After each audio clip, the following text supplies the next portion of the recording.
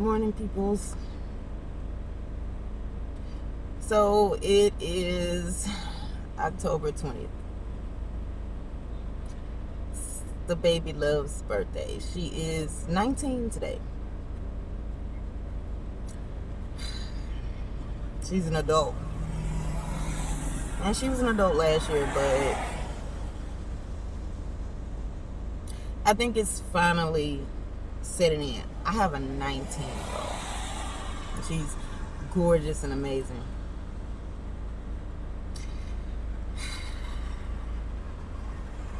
It's just, this day still holds significance, right? Of course. And she's not here right now because, of course, like a young adult, she's doing young adult stuff on her birthday. I don't get to plan her birthdays anymore. It was a whole event, so October 1st, she would come downstairs with her long list of stuff. It'd be like no less than 20 things on this list. And so we have to do our negotiations. All talks and treaties were made and settled and finalized by at least the 10th. And then the next 10 days, planning, setting things up for the big, huge event. Some years it was a party. Some years it was just mommy and daughter day. Some years it was just close family and friends. Some days it was her and a few select friends. It was fun. It was nice to do. I think I had a lot of fun. And now I have extra time because, apparently you can't go on a trip when you're not 19. She ain't let me go. All right, whatever. So I just was kind of thinking, every year I did a dedication to her. And so,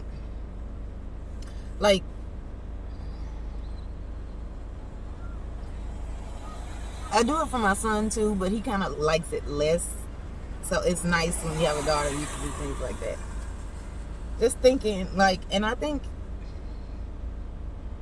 I have to give her credit for changing my life. I have so much extra time these days. I miss the shopping. I miss the food, the fellowship. It was an event. Oh, real? It was a celebration. For me, it was a celebration of an anniversary. We did her birth minute kiss. I still 3:42 p.m. Of course, she could have been real play and been born on November 1st like her due date. But nah, she wanted to do everything early. So she, of course, had to come out October 20th. I got a chance to pick her birthday. It's 10/20/2000. I am weird about numbers. It was either, and it was a Friday, so she's a Friday child. The poem, Friday's child is loving and giving, I think. Anyway, that was part of the reason why I chose that date. It was numbers and then loving and giving. And then the alternative was Monday and the 23rd, which, by the way, I have a best friend that her birthday is 10/23, but that was I didn't choose against her birthday. It's just I couldn't go a whole nother weekend. This was a celebrated birth, by the way, married or not. Not just me. I had to sneak away to just get time with me and my child. And throughout that pregnancy, first of all, she's born in October and I was here in Texas, so it's hot during the summer. Okay? Hot. And pregnant and walking around a big, huge campus like U of H. All my classes was on different sides of the campus. Why? Yeah, I chose them, but those were the options I had available. But anyway, it was all worth it. I prayed over her every day because by that time in my life I had, gotten used to fighting to protect me and everything I wanted. So I felt like I needed a little help on that one.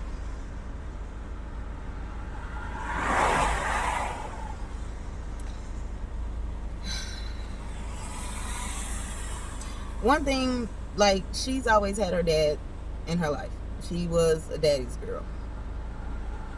I respected and appreciated that because I know what that feels like, so I never would have taken that away from her. But he would have never, like, if we had stayed together, he would have never let me do all of the extravagant things. But I will say he did chip in, though, and he showed up some years when he could. Like, sometimes it was just mommy-daughter time. But, you know, he wasn't there every year. But for the big ones, for the ones where you're supposed to have your dad there, he was there. So she did get a chance to have that still in her childhood. That's part of the reason why I don't miss having stayed with him, is because I got to do a lot of the stuff that I wanted to do. And she earned it. You know, this was a child that, like, did the right thing. She learned everything quick. Like, it's kind of like when she saw him on the weekend, she was daddy girl, she get to be spoiled. But then when she was with me, she watched and learned and paid attention. And I would just walk in the room and see her. Like, she was always an early riser. I am not. So once I had her and she started walking and everything, I had to, like, set alarm clock so I can get up before her. Because what was happening is she got up and did a lot of stuff. Like, she would make cereal and put in her own VCR on the tape. It's like 5 o'clock in the morning. We didn't have to get up till 6. So I figured out that she knew how to do these things, and she got it right. Like, you can't stop a kid from doing stuff if they got it right. So she wanted to tie her own shoes. She wanted to pick out her own clothes. She wanted to get her own self dressed. And so the days where we were running late or we didn't have time, I went ahead and did it. But I let her, and she got the answer right. She earned my trust. Like, I trust her.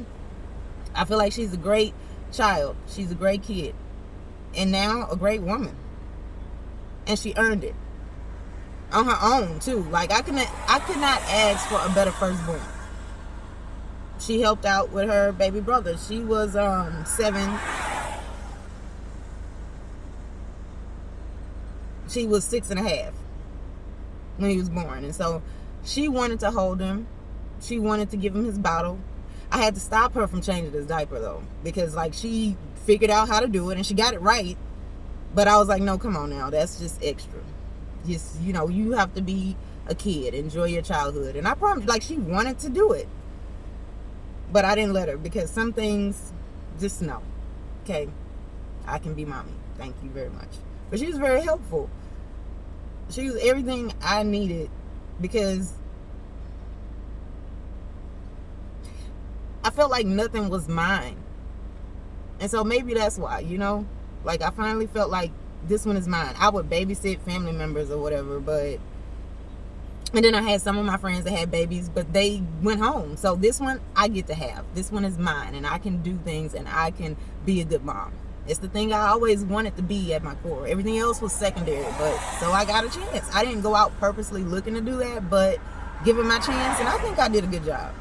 Her father says that, and I feel like he did a good job as a dad. He went through some stuff early on, but he got it together. And played his position. So I can't be mad at him forever. I'm still impacted by certain stuff, but we made amends. I feel like me and him owed that to her. So it was going to happen. He was going to get it together.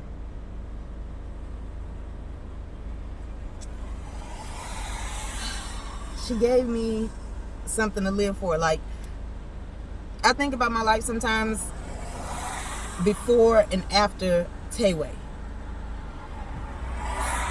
the baby love.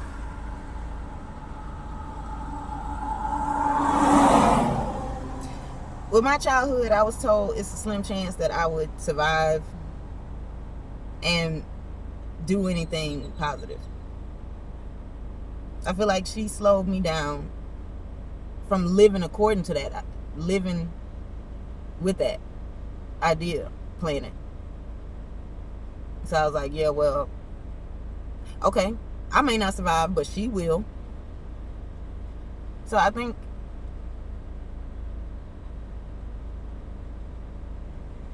I raised her in terms of like, well, raised, past tense.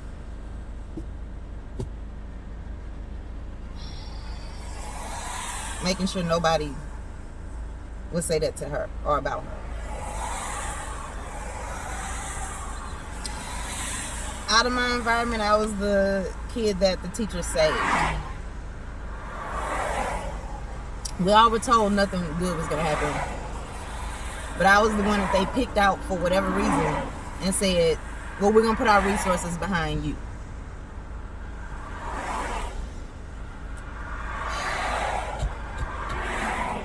Sometimes I have survivor's guilt. What made me different than the other kids there, right? And did they survive? It matters. It's kind of why I get triggered about things that didn't happen in my life. It happened to somebody close to me,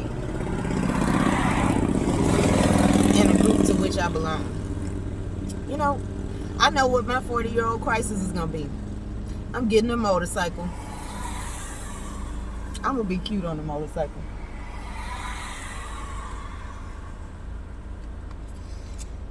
Okay, so back to the baby love.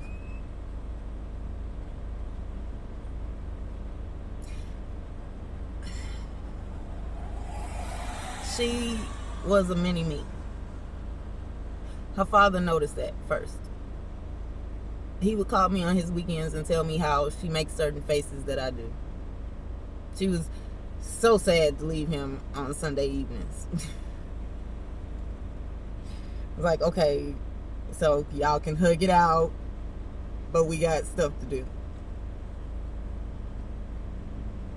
They were cute together. I could not take that away from them. Like,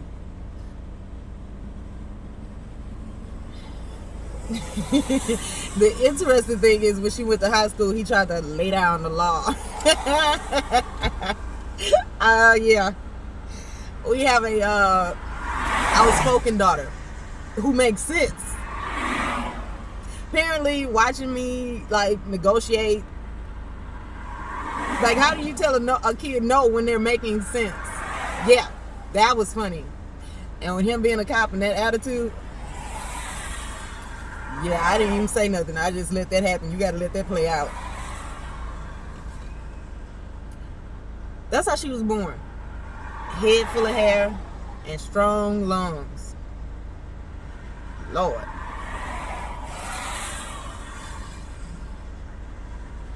But lots of questions. And a whole lot of, no, mommy, I do it myself. She had a birth where her dad got to cut the umbilical cord. So I'm saying all of this in case she ever runs across this video, because I did not tell her I was doing this, because she would have been like, mommy, apparently I'm not supposed to do nothing. I get bored. And since she got friends now, I get to do stuff. She's had a life where everybody's warred over her. The families back and forth. Guess who had to stop all of that? Because they were going to not irritate me or my child. So she was a wanted child. Very loved. Protected. And yeah, it's true. Because had she not been, I wouldn't say anything. I was just focused on her. But even before she got here, like, there's a path rolled out for her. And she just,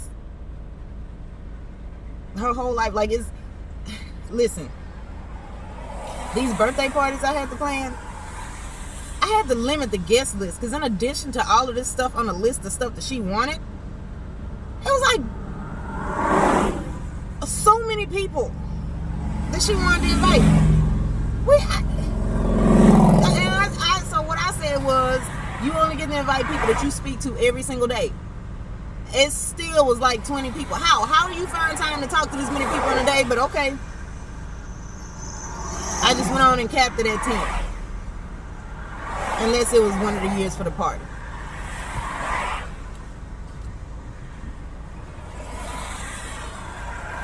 Her crib was yellow. So see, I've been putting little black girls in yellow way before the movement. That was back in 2000. I'm ahead of y'all. Feel free to keep following. Everybody does pink. I wanted something different.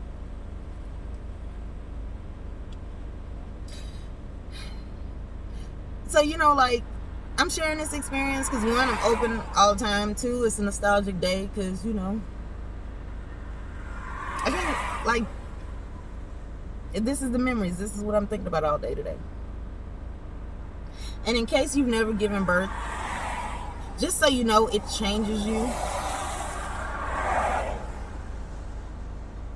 And it's a positive, indescribable thing. Now, let me tell you, I didn't have any pain. I had an epidural. I called that right on upstairs before I got there. Thank you. I'm not sorry. Did you get a cookie for giving birth naturally? Did they give you like a plaque or some award? Is it documented anywhere other than you just saying that every time somebody talk about giving birth? No? Okay, then. I'm not sorry.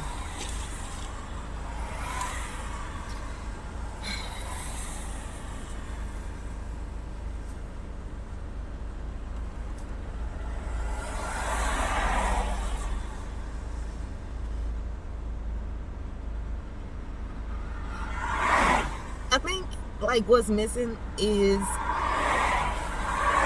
nothing else seems important enough. So, of course, me having a lot of time on my hands nowadays, yeah, I get to think. And so it's fall. And so fall is school shopping. Don't get to do that no more. She want to shop and buy her own stuff. I wouldn't trade it for anything in the world. Nothing else would have been better. And, like, she went everywhere with me. Sorry, I didn't have to leave her anywhere. I remember we would go to the beauty shop on Saturdays. Like, back then, I did my own hair and makeup.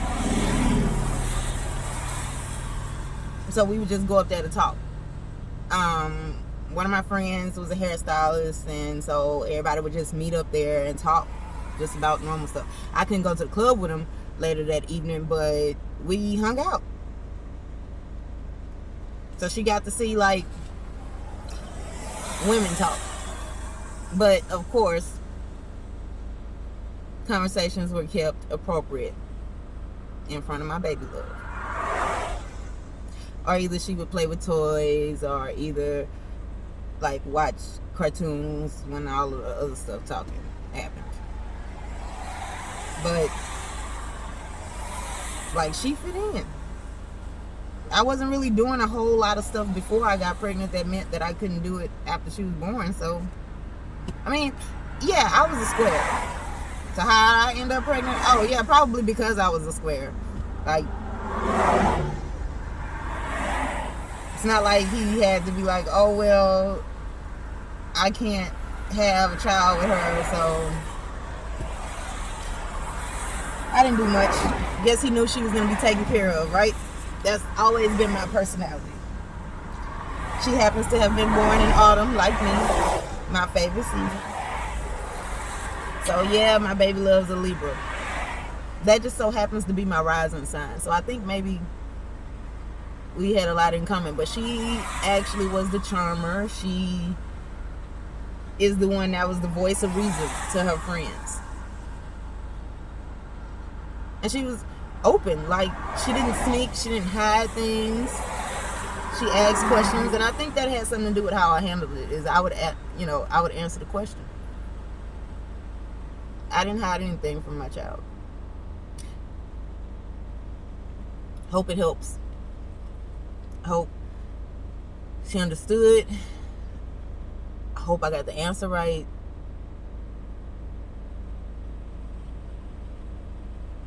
I know she'll be okay. But I guess I can't wait to see what she's going to do in adulthood.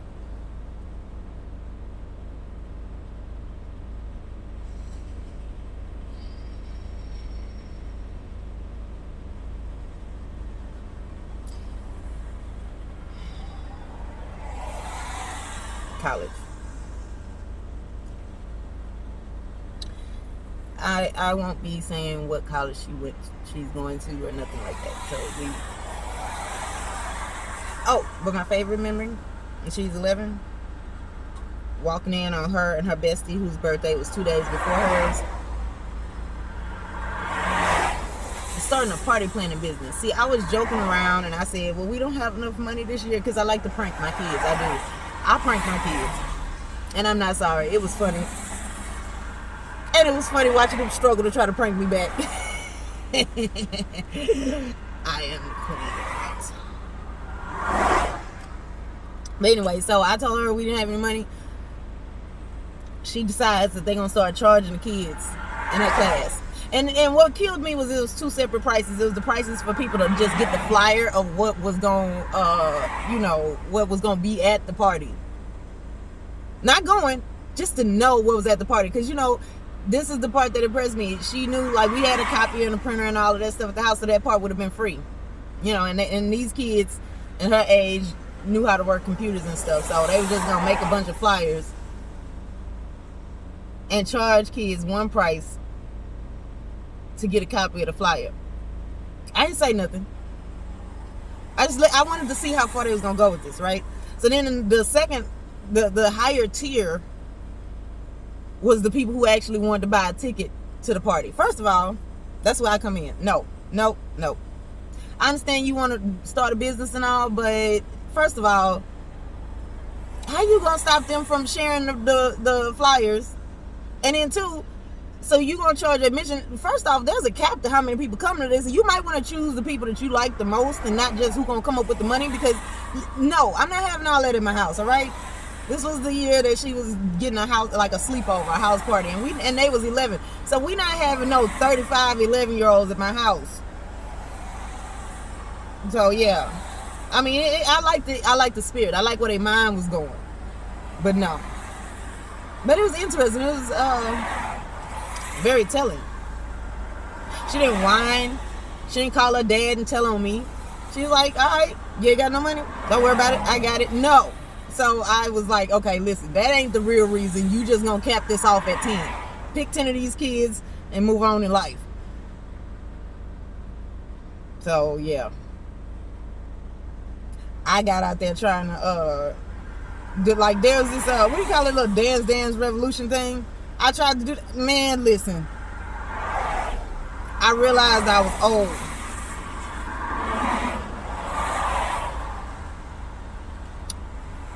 $30 years old, no, can't get out there with no 11-year-olds talking about no damn. Now, I mean, like, first of all, I hung in there though. It wasn't no landslide victory, but yeah, nah. All right. So the point of all of this is, like,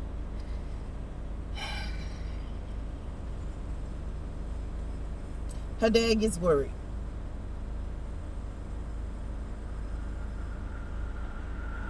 But I think he finally catching on to the fact that that's just not her personality.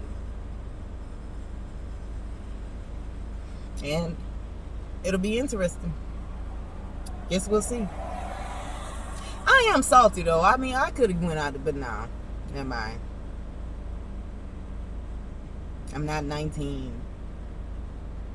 So, time to let her just have her own fun and not have to always have mommy around. Even though she loves me, her friends, I'm the favorite parent. And like, let's just be clear.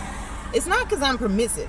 I'm not permissive. I got a whole lot of kooky rules that people just follow, like the kids just follow. I don't know. I like to think that it's because they make sense and the kids understand it, or like, I don't know.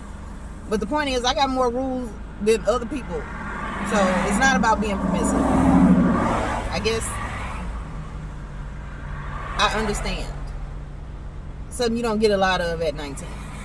So anyway, just reflecting. Happy birthday, mama.